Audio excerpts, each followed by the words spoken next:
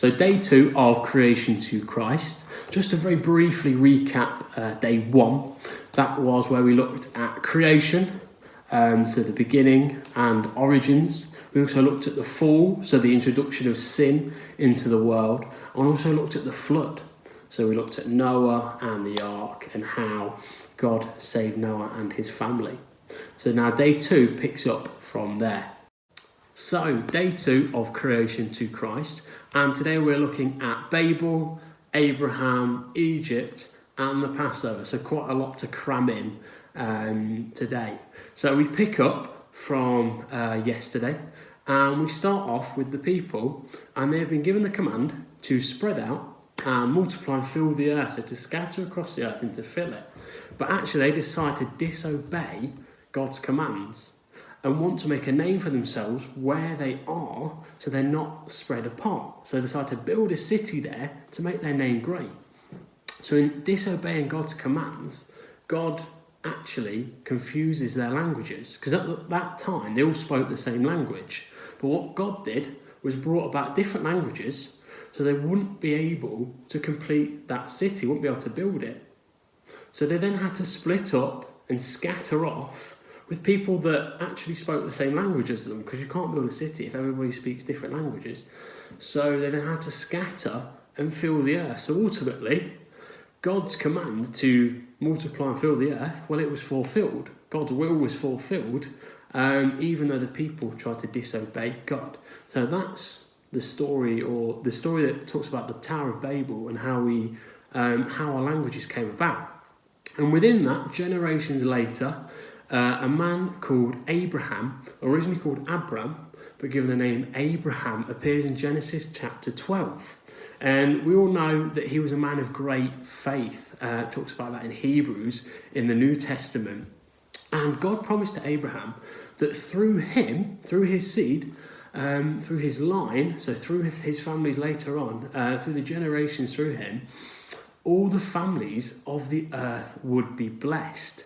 And that's actually a bit of a pointer towards Christ later on within the New Testament. So Abraham's grandson has 12 sons who are the 12 tribes of Israel, so the names of the 12 tribes of Israel. And these grandsons end up moving from their native land to Egypt. And all their wives and their children go with them. And they grow and they multiply within Egypt until there is 2.5 million of them. So a massive number of people now living within Egypt. And this is the nation of Israel. And what Pharaoh does, he sees this nation growing and sees them as a threat and thinks, well, if an enemy comes along and this nation of Israel decides to join the enemy, well, we're going to be overpowered. So he decides to enslave them and makes the nation of Israel his slaves and treats them quite harshly, really, as his slaves. And whilst this is going on, in Egypt, God raises up a man called Moses. But Moses actually flees to Israel later in his flees out of Egypt into the wilderness after killing an Egyptian a few years later. So while he's in the wilderness, God reveals himself to Moses in a burning bush, and this bush doesn't burn up, but it stays on fire. So it's quite a marvel, really. And God says to Moses, "Take off your sandals, for you are standing on holy ground." God was occupying this bush, and he had brought his holy character, his presence and perfect nature, and that was a way of showing his holiness. And God promised that through him, Moses would lead the people out of Egypt to a land flowing with milk and honey, so this promised land. And God also told Moses that he'd bring great acts of judgment on the land of Egypt, otherwise known as these plagues of Egypt. So there's 10 plagues in all. And through these plagues, God wanted to teach both the Israelites and the Egyptians that he alone was God. Because in Egypt they had loads of different gods. We know about all the various Egyptian gods there were. But God wanted to teach them, both the Israelites and the Egyptians, that he alone was God. So that brings us, or before that brings us to the Passover. When we look at the 10 plagues, the final plague is perhaps the most devastating of them all. And just to quote from the Bible, it says, "This is what the Lord says, at midnight tonight, I will pass through the heart of Egypt. All the firstborns will die in every family in Egypt, from the oldest son of Pharaoh, who sits on his throne, to the oldest son of his lowliest servant girl, who grinds the flour."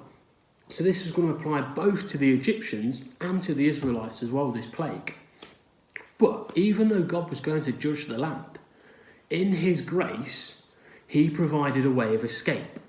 But they had to follow his instructions. So they knew he was going to judge the land, but God also said, "I'm going to give you a way of escape from this judgment, but you have to follow these instructions that he was going to give them." So these were the instructions, because it was God's way. They were very precise. So first, they had to take a lamb. Second, the lamb had to be male, and it had to be perfect, had to be absolutely spotless. Couldn't have a gammy leg or a dodgy eye or a few bit of a dodgy problem. It had to be perfect and spotless. Couldn't be anything wrong with it. Third, God said the lamb must be killed, and killed at the right time. Fourth, they had to apply some of the blood to the doorpost and the lintel of their house. Fifth, they must eat the animal, and whatever isn't eaten, they must burn. This was going to be their last meal in Egypt.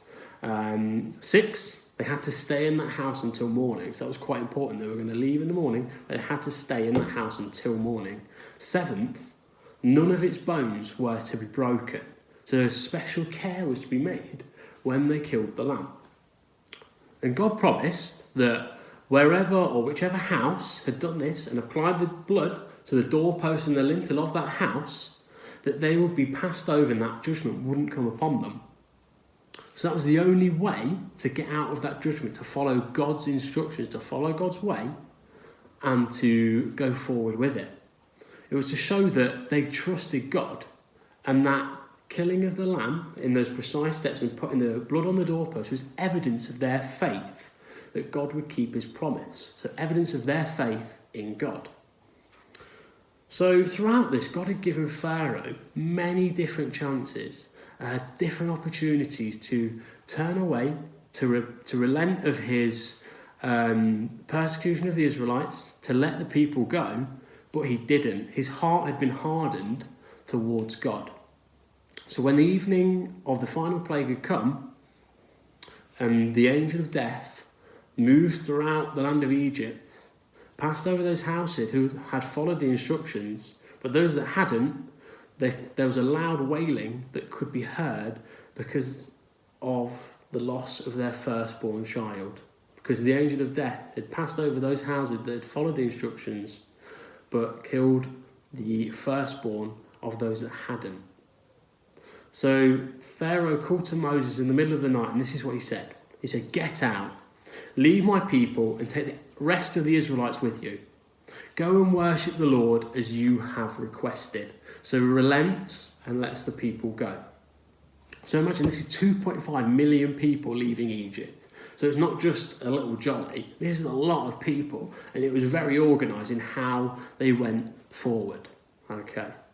But as the people were leaving, as they were escaping, Pharaoh changed his mind and ordered his army to chase back after the Israelites. And at this point, the children of Israel, so the nation of Israel, had reached the Red Sea. There was no way forward, or what looked like there was no way forward. The Egyptian army were pursuing them from behind, and then they started to moan against God, the nation of Israel. They wished they were back in Egypt. They think, well, why has Moses brought us out from Egypt, where we were comfortable, we were settled, we were slaves, but everything was okay. We weren't being pursued by the Egyptian army. Well, God commanded Moses to pick up his staff, raise his hand, and God parted the waters. So there was a wind that blew for all night, dried up the land, so that the nation of Israel were able to walk across this dry land, walk through the sea, which had been parted, and off to the other side. As the Egyptians pursued them, God confused them. And as all the people of Israel had walked across, he brought the waters crashing back down on the Egyptians. So they all drowned and perished within the waters. So that meant there was no way back for the Israelites. They crossed through the Red Sea. They couldn't go back now because the sea had blocked that way now. They had to keep moving forward. They couldn't turn back, had to keep going ahead. So God had saved his people, but he'd saved them for a purpose. Saved them to be his people, to show the world what he is like, to show what he is like as God. But the amazing thing about the Passover, about this story which we find in the Bible, is that actually it's a picture of Christ. And it talks about how he has saved us. It's a picture of our salvation through his blood. And this all builds up to day 5, but I don't want to sort of leap ahead.